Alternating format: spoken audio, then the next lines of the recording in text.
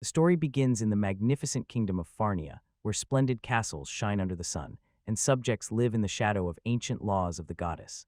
By tradition, when a descendant of royal blood turns 13, the goddess grants him a blessing, a special gift that determines his fate. But for the main hero, this sacred moment turns into humiliation. The gift does not appear. A few hours earlier, at the royal training grounds of Farnia, preparations were underway for the celebrations. The third Prince Theodulforian competes with a maid, barely holding the sword in his hands, trying to fend off her swift strikes. The girl, with a slight smile, notices him retreating and jokingly throws a remark. Theo, gasping from tension, replies that he simply has no other choice left. Hearing this, the maid lunges forward, reminding that constant defense only exposes a weak spot. Her words come true instantly, a strike lands, and Theo, groaning in pain, loses his balance. After several minutes of exhausting duel, the young man falls to the ground, breathing heavily. The maid, hiding her sword, suggests ending the training, as he still has the ceremony of receiving the gift ahead. In the evening, under the glow of hundreds of torches, Theo stands before everyone, but no ray of the goddess's blessing descends upon him. His gaze freezes in despair. A wave of whispers rises in the hall. The nobility discusses whether such a boy can be a prince. Stunned, Theo does not understand why the goddess rejected him, and from the crowd comes the mocking laughter of Nils. He apologizes through laughter, saying he realizes the sanctity of the moment, but simply cannot hold back. He continues to mock, claiming that Theo is a comedy itself. The king sternly orders him to be silent, and Nils bows his head with feigned submission. Father King Gauss looks at Theo with disappointment, and coldly says that it seems the son deliberately seeks to disgrace him. Then he proclaims that he does not wish to see in the palace the one whom the goddess has forsaken, and thoughtfully adds that it is necessary to decide how to punish the son. These words pierce Theo like a sword. He cannot believe that his father is really ready to cast him out. Nils places his hand on his head, slyly suggesting to the king to carry out the plan they had already discussed. He calls it the perfect fate for the talentless prince. The king agrees. In a cold voice he announces, "From now on Theodulforian is appointed ruler of the land of death." A noise erupts in the hall, courtiers whisper among themselves, and Theo tries to object in confusion. He begs to understand that the land of death is a poisoned, misty wasteland where no plant grows, and monsters wander around. How can he live there, let alone rule? In response, the king explodes with anger, calls him a talentless nobody, and forbids him to argue. He orders to pack up immediately and go into exile. Theo understands that he is simply being kicked out. Standing stunned, he feels Nils's hand on his shoulder and hears feigned sympathetic words. The brother indulgently wishes him luck surviving among the monsters and adds that while Theo rots there, he himself will become the next king. Bursting into laughter, Nils walks away, and Theo is left only to obediently carry out the order. The next morning, packing his things into the carriage, Theo prepares to leave the capital. He is seen off by loyal servants and simple townspeople whom he once protected. The king and brother did not even come out to say goodbye. From the carriage window, he waves to those who remained faithful to him. Lowering the window, Theo smiles bitterly. From now on, he is alone against the whole world. Remembering, he realizes he did not see Layla among the servants and wonders if she is late. He regrets not having time to say goodbye. But suddenly, a familiar voice nearby says that she is already here. Theo looks up in surprise and sees Layla inside the carriage. For a moment, he cannot utter a word. Finally, he exclaims, asking why she came. Layla answers simply, "Where he is, there she is." Theo reminds her that he is heading to the land of death, but the girl only smiles. She says there is trust between them, and they will overcome everything together, although Theo stubbornly insists that this path belongs only to him. But Layla sharply interrupts him, asking what he is saying. She is his servant, and therefore, whether it is hell or a demonic kingdom, she will follow him everywhere. Pressing against the carriage wall, she firmly declares that she will not leave him under any circumstances. Embarrassed, Theo asks one last time if she is really sure about her choice. Layla answers without hesitation that she is, because this is her own decision. Hearing this, Theo blushes slightly and sincerely thanks her. Layla quietly murmurs that she will finally be able to be alone with him, but Theo does not hear and asks again. She instantly waves it off, insisting that he imagined it, although he is sure he did not. On the way to the land of death, Theo stops in a small town, since the journey is long and they need to change to another carriage. Although anxiety smolders in his chest, Layla's presence gives him peace. After a few purchases, they prepare to continue their journey. They get into another carriage, more modest than the previous one. Theo, watching the roads, again wonders why the goddess did not grant him strength. Reflecting, he suddenly remembers a truth he once even hid from himself. In fact, he was not born in this world. Perhaps that is why he did not receive the gift. Memory returns him to a past life. In the past, he was an ordinary office worker who lived for work and returned home exhausted at night. Once he was so exhausted that he apologized to a pole he accidentally hit. Fatigue pressed on him, but his thoughts revolved only around endless tasks. He dreamed of a hot shower and a few hours of peace, wanted to play again the game he once adored in his youth, a game about craft and making things, but adult life left him no time even for dreams. Remembering this, he began to nod off, his vision dimmed, his legs weakened, and without taking a step he fell, sinking into darkness. Waking up, Theo saw a strange world, endless waters reflecting the sky like a mirror, and a calm that seemed unreal. Confused, he turns around, searching for any kind of landmark, and suddenly a woman with wings appears before him, gently welcoming him to the kingdom of the gods. She calls herself the goddess Vesta and delivers the bitter news: he died. Stunned, Theo asks if it is true, and the goddess only compassionately nods, confirming. Without delay, she informs that he awaits a new life, reincarnation in another world. Even more surprised, he wants to ask questions, but Vesta awkwardly asks him to refrain from asking. She says that the gods have their reasons, which humans cannot understand, and Theo decides not to insist. After this, she says that at the new birth, he will receive one power of his choice. Theo understands that he will truly enter another world, and recalling his favorite game, asks for the power of creation, the craft gift, as in that virtual world. He explains in detail exactly what kind of power he desires. His sincerity brings a smile to the goddess, and she bows her head, beginning the ritual of rebirth. Vesta grants him a new life, along with the power of creation he wished for. Remembering this, Theo assumes that perhaps this is why he did not receive a new gift, because he already possesses it. Hearing Layla quietly call his name, he slowly comes out of his thoughts. He recalls that he had long forgotten about the power of creation, since as a prince he never needed to craft anything. Opening his eyes, he sees Layla's face above him. Her voice is gentle but stern. They have already arrived. Theo realizes that his head is resting on her lap. He suddenly gets up, embarrassed, asking why he slept like that. Layla calmly replies that he himself fell onto her lap. Theo apologizes, and she briefly nods. She admits that she wanted to look a little longer at his face in sleep, but the coachman was already starting to get angry. From the street comes his angry voice. He shouts how much longer to wait, and complains that he does not want to stay in this cursed place. Theo reproachfully tells Layla that she should have woken him earlier. Getting out of the carriage, they take their things and politely apologize to the irritated coachman. When he drives away, Theo looks around and understands why he was in a hurry to escape. Before them stretches the true land of the dead. Lifeless, dried up, without a single leaf on the branches, it breathes silence and fear. Theo involuntarily voices the obvious: there is neither soul nor life here. Layla sighs, saying that this is quite natural, since no person can endure long in such conditions.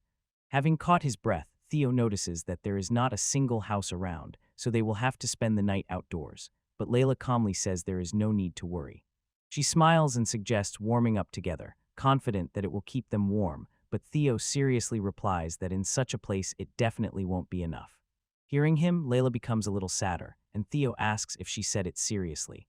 Instead of answering, the girl quietly murmurs that since they are left alone together, there will be many more opportunities in the future. Deciding not to delve into her words, Theo declares that a place must be found immediately to build a house.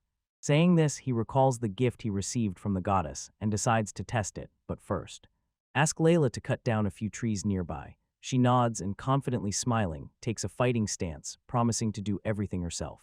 In the next moment, her sword cuts through the air. Dozens of trees fall, chopped down with one stroke, even without open eyes. She sheathes the blade and asks if this will be enough. Theo thanks her gratefully, admitting he expected something like this from her. After all, she was once an experienced adventurer. When Layla asks what he needs the planks for, he replies that he will try to build a house. Having said this, Theo tries to roll back the large stone but lacks the strength. Then Layla easily lifts it as if it were a feather, and Theo looks at her in surprise. Thanks to her help, he quickly lays out the building materials. Layla takes one deck, asking if she should just stack them together, and immediately offers to do everything herself. Theo, impressed by her determination, asks her to stop and let him do it himself. When she refuses, he places his hand on the decks and asks her to watch carefully. Although he received the gift of creation long ago, he had never used it before, especially not for building an entire house, but he decides to trust the goddess. Focusing, Theo imagines the structure. The ground beneath his feet glows, a network of glowing lines appears. The wood begins to split on its own, turning into processed boards that fly upward and assemble into walls. In a matter of seconds, a real house rises before them, created thanks to the power of auto-creation. Theo stands captivated by the success, and Layla is so surprised that she cannot utter a word. Finally, she comes to her senses and asks what this power is. Theo looks away and admits that he did not receive a new gift at the ceremony because he had it from birth. Hearing this, Layla sharply hugs him, saying that she felt something was wrong then. Theo's face sinks into her chest. He blushes and barely breathes. Realizing this, Layla becomes embarrassed, lets him go, and apologizes. Theo takes a deep breath and says that everything is fine, offering to go inside. When they enter, they see that the house was created not only from the outside. Inside there are already furniture, shelves, a table, and even dishes. Theo marvels at how perfectly everything is made. It is hard to believe that it is only wood and stone. After inspecting the kitchen, he moves to the bedroom. In it stands a sturdy bed, without a mattress and pillows. Theo understands that the power of creation does not work without materials and wonders whether to use his own clothes for this. Deciding to check, he puts several items on the bed and activates auto-creation. And it really works. The fabric turns into a soft mattress and pillows. Rejoicing, Theo falls onto the bed, exclaiming that now they will sleep warm and comfortable. But at that very moment, Layla appears in a nightgown and with a sly smile leans over him. Theo gets up in fright, asking what kind of clothing that is. She calmly replies that it is her nightwear and adds that it is already late, time to sleep. Theo is embarrassed, hurriedly says he will make another bed for her, but the girl asks in surprise why. She comes closer, explaining that she must always be nearby to protect him, so sleeping together is not only safer but also warmer. Besides, she will be able to monitor his condition. Confidence shines in her eyes. There is no other option. Theo steps back to the wall, but Layla does not let him escape. Eventually, he sighs and agrees, realizing that arguing is pointless. Later that night, Theo quietly calls Layla. She sleepily asks what happened. He becomes shy and says that she seems to be too close. Layla replies that he just imagined it. However, Theo feels her body pressed against him from behind, and his heart begins to beat faster. He suddenly stands up, insisting that she really is too close. But Layla, without blinking, repeats that it is only his imagination. Due to Layla's persistence, Theo finally gives in and lies back down. She beams with joy, pressing herself tighter against him. Thus ends their first day in the land of death, amid desolation, but with warmth born between them. Theo believes he got here thanks to her support and his gift. He is convinced that with Layla by his side, he can handle anything. But the thought is interrupted by a loud rumble that shatters the night's silence. The house begins to shake. Theo and Layla jump up, asking what is happening. Theo rushes to the door, but Layla restrains him, saying it is dangerous outside and insists they go together.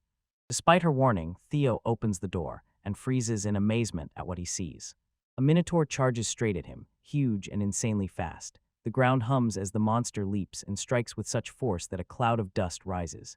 When the dust settles, it is clear that Layla managed to shield Theo with her body, taking the sword blow. She turns to him and asks if he is okay. Theo nods, thanking her. Layla orders him to retreat, declaring that she will handle the monster herself. She draws her sword and, glaring fiercely at the minotaur, shouts that he must not spoil their honeymoon. Theo tries to stop her, but watching her confidence, he realizes this woman is truly strong. The former adventurer is not afraid of death. And yet a doubt awakens in him. Will he really let her risk herself again while he stands aside? Unwilling to flee, Theo steps forward and tells Layla to step back. He will handle the beast himself, though she warns again that it is dangerous. Theo replies that everything is under control and explains the plan to use the materials of the house to create something new. Activating his power, he instantly breaks down the house into raw materials. Even the monster freezes, bewildered, watching as beams and stones rise into the air. While the minotaur is confused, Theo concentrates, imagining what he wants to create. The goddess said there are no limits if the imagination is enough.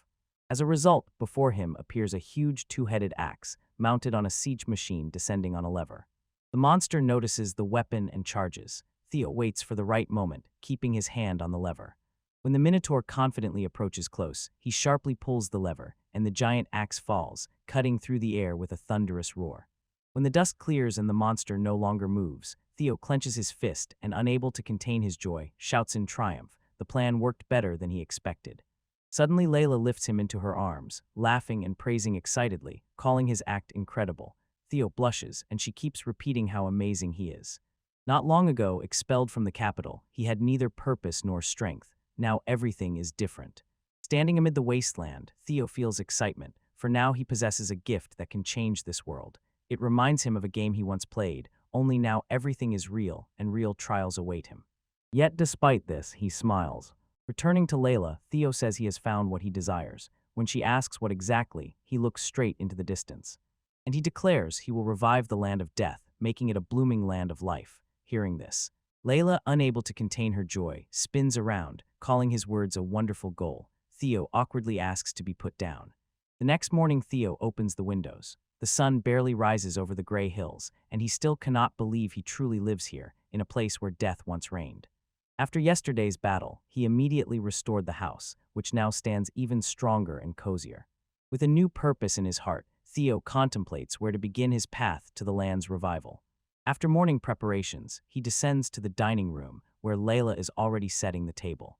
Tasting breakfast, Theo smiles. The dish is surprisingly delicious. Layla blushes, saying it is far from royal level, but he sincerely disagrees, praising her for creating such a delicacy from just dry rations. Delighted by the praise, she offers him a spoon, trying to feed him, saying to open his mouth. Theo laughs and refuses, reminding her that she must eat too. Then he seriously notes that their supplies will not last long. Layla agrees and suggests creating a farm. Theo rejoices at this idea, for their own harvests will not only provide them food, but may also allow life to return to this land. Theo decides that right after breakfast he will start setting up the farm. Layla enthusiastically agrees, happy that their new goal is finally taking real shape. In a few minutes they leave the house, but looking at the lifeless plains, they realize again where they are. This is the land of death, a place where any life is doomed to fade. Layla recalls hearing about a disaster that once devastated this land, poisoning the air and soil. Even the kingdom tried to bring it back to life, but all attempts ended in failure. Understanding the scale of the problem, Theo feels a burden on his heart but does not give up. He decides to do everything in his power to revive this dead land. Using his auto-creation power, Theo connects stones and branches, creating a stone hoe. He is still amazed at how precise and convenient this ability is. Together they begin to loosen the soil. Hours pass, hands grow tired, and Theo finally falls to his knees, gasping for breath, while Layla continues to work without rest. When the sun sets beyond the horizon, they finish their work, fertilizing the soil. Now all that remains is to wait, whether at least one green sprout will emerge here. Exhausted, Theo sits on the ground and laughs in surprise. He never thought farming could be so exhausting. Coming to his senses, he says he dreams of a bath. Layla readily agrees but reminds him that the local water is contaminated, so they must conserve the clean supplies they brought. Theo nods. But this is not their only concern. They need to take care of both food and protection from monsters that can attack at any moment. Although Theo was ready for difficulties, now that they have become a reality, he feels the weight of responsibility pressing harder with each day. That night, trying to fall asleep, Theo once again faces the problem. Layla sleeps too close. Unable to bear it, he abruptly sits up to seriously talk about separate beds for the first time. But she doesn't even manage to say a word. The girl is already sound asleep. Theo blinks in surprise because only a few seconds have passed since they lay down. However, this is not surprising. Layla woke up earlier, prepared breakfast for him, and then worked in the field until exhaustion. Recalling the day, Theo wonders if he brought any benefit at all. Looking at Layla, who is sleeping peacefully nearby, he understands it is thanks to her that he did not break, and he firmly decides to become stronger too. He closes his eyes, promising himself that tomorrow he will work twice as much as today. Falling asleep, Theo hears a familiar female voice, gently pronouncing his name from a past life. Then the voice corrects itself, calling him by a new name, Theo. At that very moment, he opens his eyes. Before him stands the goddess herself, smiling and greeting him with good morning. Theo looks around confusedly, recognizes the celestial expanse, and frightened, asks if he has died again. The goddess quickly reassures him that this time he is fine, his body is alive and unharmed. Then she bows low and sincerely asks for forgiveness, saying that everything that happened is her fault. Stunned, Theo asks her to speak more slowly, but she continues, explaining that because of her mistake he did not receive the gift at the ceremony and was expelled. Theo wants to clarify the reason, but the goddess anticipates him, admitting that she could not grant new power because he already had auto-creation. Vesta adds that no person can have two gifts, otherwise their heart will tear apart and their body will be torn by its own energies. Hearing this, Theo shudders. The goddess apologizes again, but he stops her. Smiling, Theo sincerely thanks her, not for punishment, but for the gift that made his life full of meaning. These simple, sincere words move the goddess to tears. She sees for the first time a person who gives thanks even for trials. Unable to contain her emotions, she throws herself into Theo's arms. He feels awkward, experiencing a strange déjà vu. But suddenly the goddess freezes, recalling something. She raises her hand, a portal opens before her, from which she takes out a small object. Stretching it out to Theo, she shows a metal rod. When he asks what it is, a mysterious smile appears on her lips. The goddess explains that this is divine metal, an extraordinary alloy in which the power of the gods themselves is concentrated. It cannot be found in any world, for it exists beyond mortal comprehension. Vesta leans closer and whispers that the gods are forbidden to bring this metal into the human world, but an exception was made for him. Stunned, Theo asks if he is really allowed to possess such a relic, but she puts a finger to her lips, calling for silence. The goddess smiles and quietly says that he can have everything because he is special, her beloved mortal. After these words, she comes closer, saying she wants to give him a small bonus. Vesta lightly touches his cheek with her lips. Theo freezes, so stunned that he cannot utter a word. His face instantly blazes red like a flame. The goddess steps back and laughing says that it is her blessing and advises to use it wisely. While his consciousness grows dim, she gently says goodbye, wishing him luck and promising to always watch over him from above. Theo suddenly wakes up. He is lying in his bed. For a moment, it seems to him that it was all just a dream. Blushing, he recalls what he saw and sighs, thinking it was one of those dreams. But suddenly, he notices movement under the blanket. Carefully lifting the edge, he discovers Layla sleeping on it, quietly snoring and leaving a drop of saliva on his shirt. Theo asks in shock what she is doing. She, without even opening her eyes, indifferently mumbles that nothing. Then she tilts her head and says that she feels some hard object beneath her. Hearing this, Theo instantly blushes, realizing what she might have thought. He hurriedly explains that it is not like that at all. It is just a natural reaction of the body, and he did not mean anything like that at all. But it turns out that the object in question is a metal rod. Layla takes it in her hands and wonders what it is. Seeing him, Theo immediately remembers. This is the same divine metal. He understands that nothing was dreamed, and breathing a sigh of relief, explains to Layla that this is a gift from the goddess. Putting aside the strange situation, Layla changes the subject and says she has bad news. Something happened to the land. She dried up again, turning into a cracked wasteland. Theo is stunned, staring at the lifeless soil, not understanding how everything returned to its former state overnight. Doubt creeps into his soul. Perhaps it is impossible to grow anything here at all. Seeing his despair, Layla picks up the hoe and says they will try again. Without waiting for a reply, she begins loosening the soil, suggesting changing the fertilizer and trying different methods, confident they will gradually find a way to revive the soil. Watching her determination, Theo recalls his promise from yesterday not to give up. With a smile, he takes another sap and joins her. He asks Layla to rest because yesterday she exhausted herself to the limit, but she brushes it off, saying hard work is her duty. Theo smiles and reminds that their joint weapons training was not just fun. His calm confidence surprises Layla more than any fight. Then he adds that mindlessly cultivating the land without purpose requires starting with fertilizer analysis. Lifting a clod of earth, Theo thoughtfully looks at it and regrets not knowing its composition. Suddenly, a light flashes before his eyes. A transparent window appears, similar to a game interface. It states, soil quality, E lowest rank, cleansing possible only through divine blessing. Theo freezes, unable to believe his eyes. Noticing his confusion, Layla asks what happened. When Theo points to the window, she looks with a vacant gaze, as if she sees only air. Theo understands that only he is able to see this interface. Although he was once a gamer, seeing something like this in reality seems incredible. But now, as the properties of the land are reflected before him, he guesses this is probably a new blessing received from the goddess in a dream. Smiling, Theo thanks her silently. But the record in the window is not encouraging. The land is purified only through divine influence. Theo understands that without this, no crops will grow. Focusing, he begins to ponder how to obtain divine blessing, and suddenly remembers one important thing. Divine metal, a gift from the goddess. Theo takes it in his hands, and another window with the item's description instantly appears before his eyes. It states divine metal, rank X, created by gods, capable of carrying blessings into everything forged from it.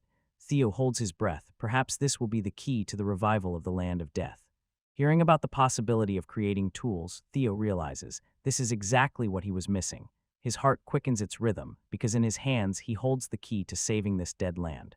He suspects that the goddess foresaw this situation. That is why she gave him both the ability to analyze and the divine metal at the same time, so that he could cleanse the earth himself. Inspired, Theo activates auto-creation, breaking down the old sap back into raw material. Then he again initiates the magical process, combining divine metal with a wooden handle.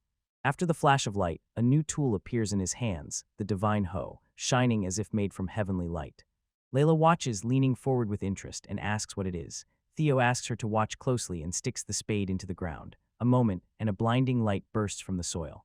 When the light fades, the earth outside looks the same, but Theo lifts a handful of soil to check. A system window appears again before the eyes. Divine soil, rank X, purified by the goddess's blessing. The harvest grown on it acquires divine quality. From joy, Theo laughs and scatters the soil around, exclaiming that now they can cleanse the entire land and bring life back here. Layla, captivated, throws herself at him, hugging and calling him her prince. But before she can manage to add a single word, Theo pulls her close to himself. Her cheeks are burning, and he feels deep gratitude to her and to the goddess who gave this chance. Theo raises his eyes to the sky and mentally thanks Vesta. His smile is so sincere that Layla blushes even more, barely holding back her emotions. Theo anxiously asks if she is okay. When she does not respond, he decides that she is simply overworked and carefully carries her to bed. One of his first major steps, cleansing the land of death, is accomplished. Meanwhile, the goddess Vesta relaxes in a glowing bath. Nearby floats a magical orb showing a scene with Theo. She quietly hums, watching him work. Suddenly, another goddess appears in the light, curious if Vesta still cannot take her eyes off that guy. This is Athena, her friend and rival. Vesta, smiling, says that Theo is simply incredible and rises from the water, commenting on how he turned the gifted metal into a tool. Athena notices that her colleague is openly proud of the mortal. Athena objects, saying that her hero still surpasses Theo. Vesta ironically replies that Athena again chose a cute girl and should stop pretending. Athena retorts, offended that her heroes are just accidentally cute, and reproaches Vesta, calling her a groupie for excessive love of mortal boys. Despite this, Athena admits Theo is worth attention. Moreover, there seems to be some connection between him and her own heroine. Vesta opens her eyes in surprise and exclaims how she could have missed such a thing, calling herself a true fan of Theo. Athena suspiciously squints and asks if Vesta again brought strange words from the human world. Vesta just waves it off, unwilling to miss a single moment of what she sees in the orb. Vesta gazes at Theo, who works tirelessly, and tenderly says she will always cheer for him. The next day, Theo approaches a huge stone boulder and activates auto-creation. The day before, he read old records about the kingdom's attempts to reclaim these lands. They noted that only the upper air layer was poisoned, while the underground layers might be clean. Relying on this idea, Theo uses power on the stones and creates a well. From the depths, a clear spring immediately begins to flow. Pouring a wooden mug, he applies the skill of analysis. The system reports, water ranks C clean, icy, suitable for drinking.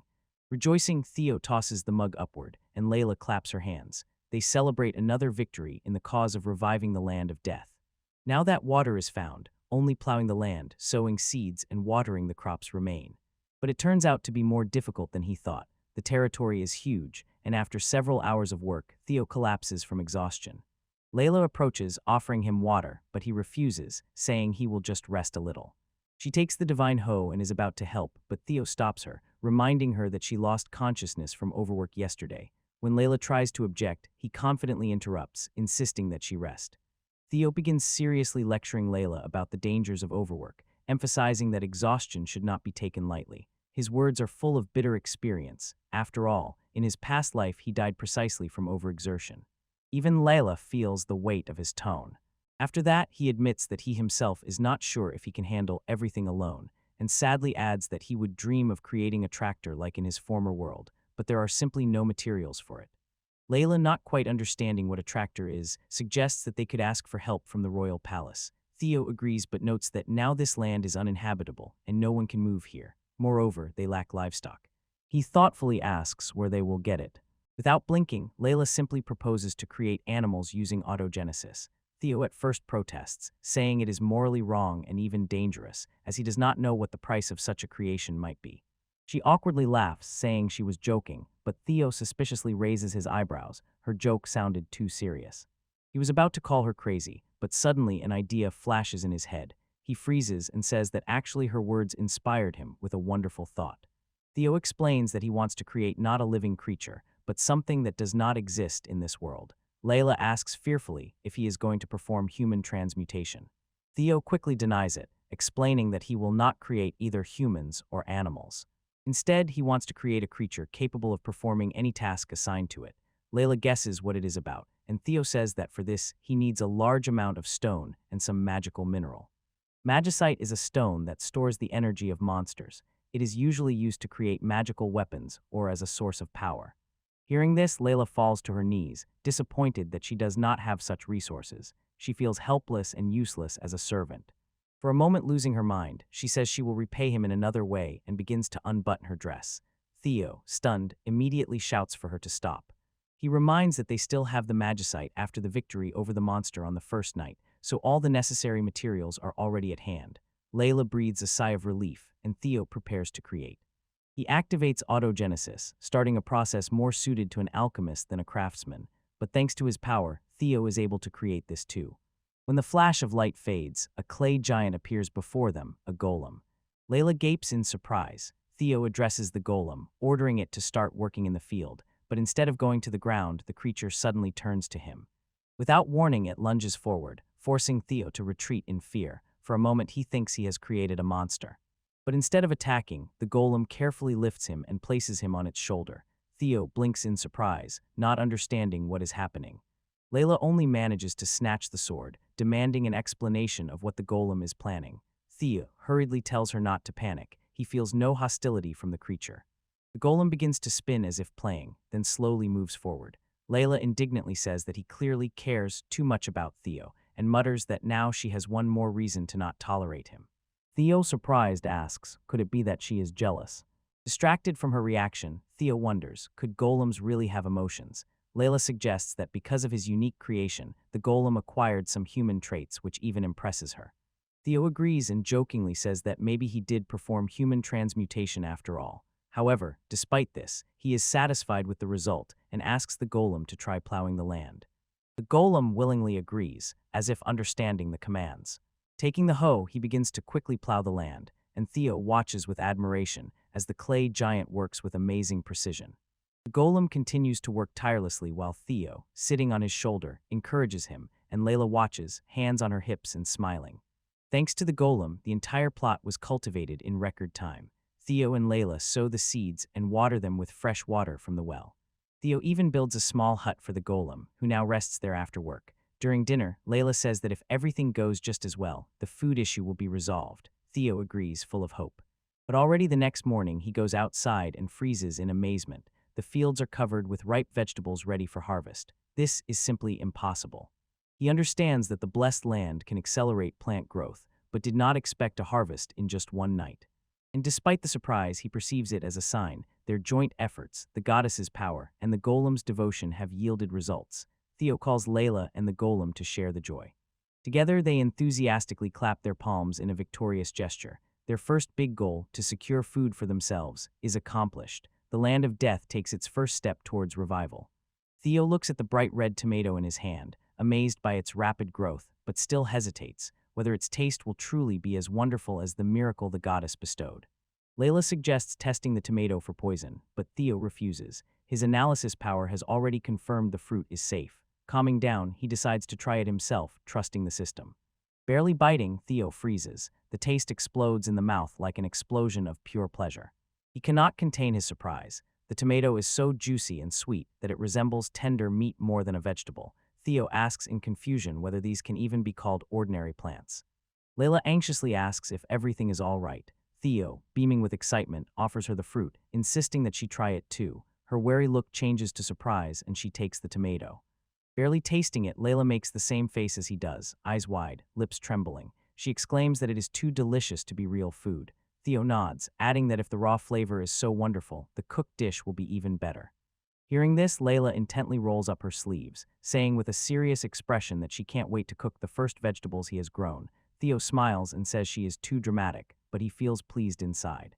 After harvesting the vegetables, Layla quickly chops them and begins cooking, her movements precise and graceful. In a few minutes, she puts down the knife, wipes her forehead, and with a warm smile says that everything is ready. She invites Theo to the table, expressing thanks for his patience. On the table are wonderful dishes: corn soup with chickpeas, 5 types of vegetable tempura, colorful steamed vegetables with miso sauce and cabbage leaf stuffed rolls. Theo smiles widely, looking at the bright colors of the food. He sincerely thanks Layla for her efforts and suggests starting the meal. She nods and sits down nearby. From the first spoonful, their faces brighten. The taste melts on the tongue, revealing a depth of sweetness and richness. Both cannot believe they are eating vegetables, not dishes of the gods. They enjoy every drop of soup, describing the taste, aroma, and softness of the vegetables as if they have discovered a new culinary element. After dinner, they go outside. Theo remembers that he has not finished all the tasks yet and calls the golem he created. He gives him the name Gorm and asks if he has gathered the necessary materials. The golem raises his hand, showing that everything is done. Theo thanks him, and Layla wonders why he called him Gorm. Theo replies that he just felt the name suits him. The golem emits a satisfied, resonant "Gom," and Layla smiles, also calling him that. Then she asks what Theo plans to do with the materials.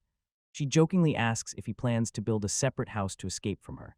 Theo laughs and says he has thought about it, but has another idea. Summoning a car creation, he mysteriously asks if she wants to wash away the fatigue after long days of work. Without waiting for a response, he activates the power, and next to the house, a luxurious open onsen spring with stone walls and steam gently rising into the air appears. Seeing the result, Theo feels as if he has entered an old Japanese ryokan, and nostalgia shines in his eyes. Layla, on the other hand, exclaims with delight that this is a true miracle. He even makes soap from vegetable oil and a sponge from loofah pumpkin fiber, handing them to Layla and advising her to wash well.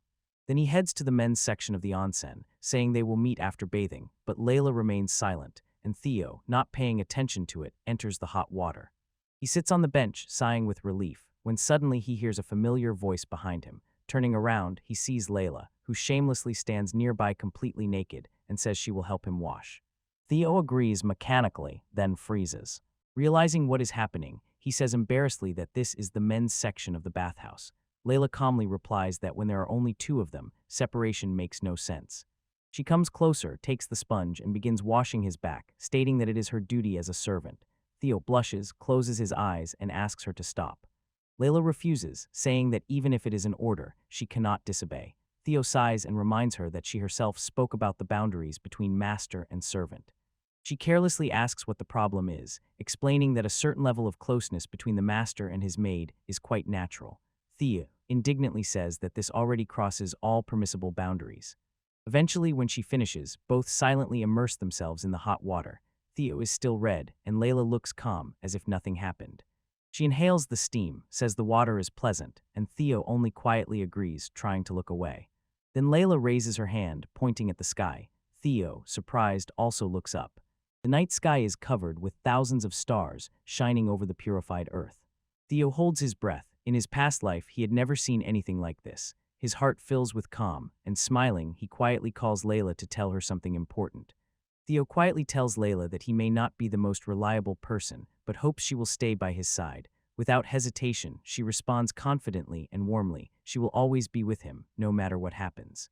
Meanwhile, far from their home, among the dark mountains of the land of death, a beast girl with sharp ears notices a column of steam rising into the sky.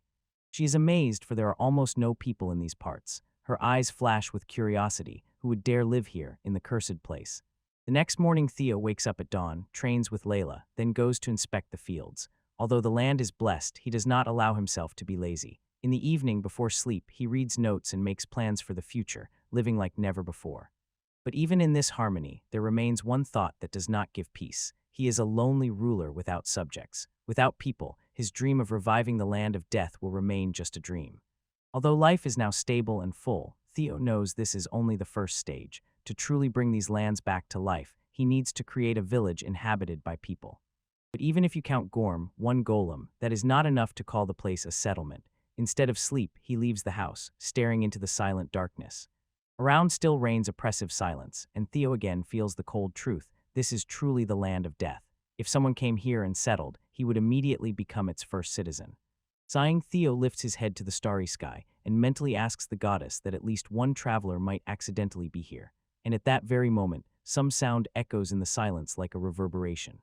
He comes from the direction of the farm. Theo becomes alert, thinking that perhaps his prayer has been answered. However, his heart beats faster from fear than from hope as he cautiously moves there. In the dim light, he sees not a man, but a giant wolf with fur that glistens silver under the moon. The animal looks straight at him. Theo recoils, screams in fear, not knowing whether to run or stand still. But surprisingly, the wolf does not attack. A gentle glow emanates from it, and Theo suddenly feels a familiar aura, the same one from the goddess Vesta. Suddenly, the wolf speaks in a human voice, asking him not to be afraid. Theo freezes. This creature talks. The wolf is called Luna, the divine Fenrir, the sacred she-wolf wrapped in legends. Theo barely breathes in amazement. He stands before a creature that people considered a myth. Fenrir are wolves born from divine energy, creatures so rare that only rumors circulate about them. And now one stands before him, calmly looking into his eyes. Seeing his confusion, Luna reassures again that she did not come to fight, but understands his fear. Her appearance can indeed be frightening. She sighs and begins to glow brighter and brighter, until her body is enveloped in a light resembling moonlight. When it dissipates, in front of Theo stands not a wolf, but a young beast girl with silver hair and wolf ears. She is the same one who saw the couple by the hot springs the day before. She smiles and asks if it is more convenient for him to communicate this way. Theo is struck by her human appearance. Luna apologizes for frightening him and says she came with a request. Theo cautiously inquires what she wants. She answers simply, she wants to try his vegetables. Theo blinks, is that all? Her request sounds too peaceful and he decides not to refuse. She says that there is a large harvest and she can take as much as she wants. Luna smiles broadly and asks if he really allows it. Theo fills the basket with red tomatoes and hands it to her. She takes one, bites carefully, and her eyes widen. Luna, amazed, says she hasn't tasted anything like this for a millennium. The flavor is so deep that even divine fruits wouldn't compare to it. Theo listens in astonishment. She says that once this land was blooming and fertile. 1,000 years ago, the best crops were grown here, although even they did not have the taste of the current harvest.